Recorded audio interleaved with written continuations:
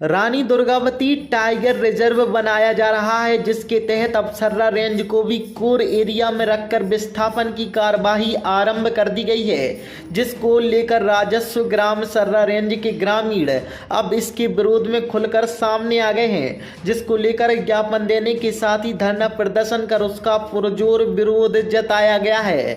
आपको बता दें कि नौरादेही अभयारण्य और रानी वीरांगना दुर्गावती को मिलाकर टाइगर रिजर्व बनाया जा रहा है।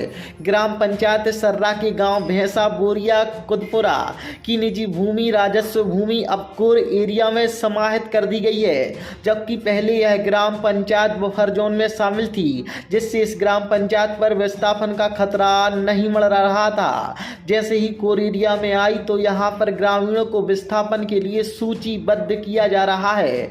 सघन बसाहट क्षेत्र में से जानबूझकर टाइगर कॉरिडोर बनाया गया है, जबकि दक्षिण सीमा स्थित डोंगर रेंज वन क्षेत्र से टाइगर कॉरिडोर बनाए जाने पर उपरोक्त ग्रामों को यथावत बफर जोन क्षेत्र में शामिल किया जा सकता था।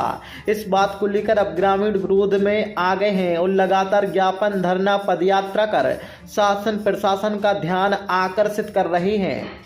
मैं समझ नहीं पा रहा कि आखिर शासन ने ऐसा निर्णय क्यों लिया कि जहां से आप लोगों का भरण पोषण होता है उस क्षेत्र में टाइगर रिजर्व क्यों बनाया जा रहा है। क्योंकि मैं सत्ता से जुड़ा हुआ आदमी हूँ, तो मैं ज़्यादा तो कुछ नहीं कह सकता। हाँ, लेकिन आपकी आवाज़ सत्ता के अपने प्रमुख लोगों तक पहुँचाऊँगा।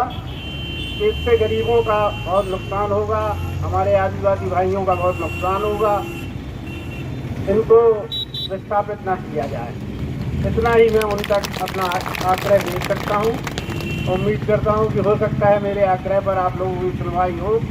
धन्यवाद। जय हिंद, जय भारत। जहाँ जहाँ यह होता है वहाँ कुछ लोग संघर्ष करते हैं, और कई बार तो यह होता है जब हम ज्यादा संघर्ष करते हैं तो हमारे लोगों के ऊपर केस बनाए जाते हैं और विभिन्न प्रकार से प्रताड़ित किया जाता है।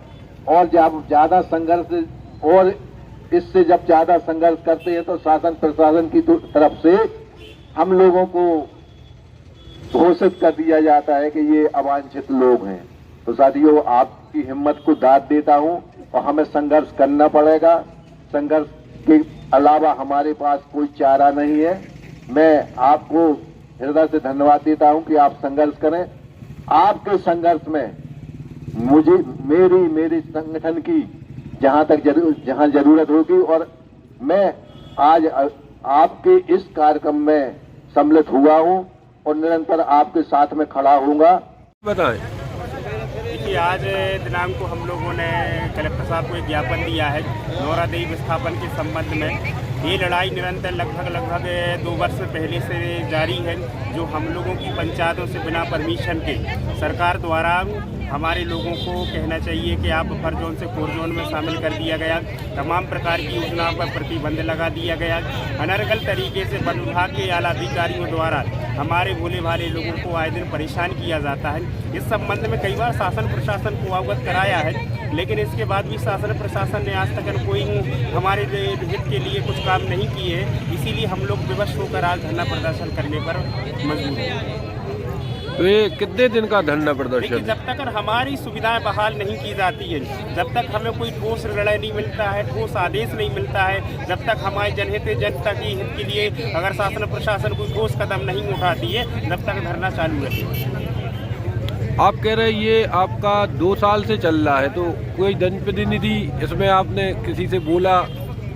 नहीं, गतिविधियां तो हमेशा ज्ञापन दिए हैं, सारी चीज़ें सरकार ने हम लोगों से यही कहा है। आला अधिकारियों ने इसे कहा कि 10 दिन बाद करेंगे, 15 दिन बाद करेंगे, आप जाइए करेंगे, कुछ होगा था बस ये रास्ता देखे रहे। तब जाके हम लोग आज विवश होकर धरना स्थल पर आए हुए हैं। नहीं, हमने अपने क्षेत्र के किसी जनप्रतिनिधि से सब बारे में बात करी? जनप्रतिनिधियों को तो कोई चीज़ से सारोकार ही नहीं, केवल उनको वोट लेने से मतलब है, बाकी समस्या से उनको कोई मतलब नहीं है। आप समस्या आपके पास क्या है, आपके पास रोजी रोटी है कि नहीं है, आपको अधिकारी परेशान कर रहे हैं कि नहीं कर रहे। वे केवल वोट लेने के लिए आते हैं, बाकी उनके लिए समस्या के लेकर जाओ तो वो तो कभी पहचानते ही नहीं है कि आप हमारे क्षेत्र के निवासी हो कि नहीं। अभी आप कितने लोग आए हैं? अभी हम लोग 500-600 लोग आए हुए हैं। काय से आए आप लोग? विभिन्न साधनों से, ट्रैक्टर से, टू व्हीलर से, फोर व्हीलर से, जिसका जैसा सुविधा बन पाई लोग बाग पहुँचे हैं इस कार्यक्रम। तो ये धरना अभी अनिश्चितकालीन रहेगा क्या?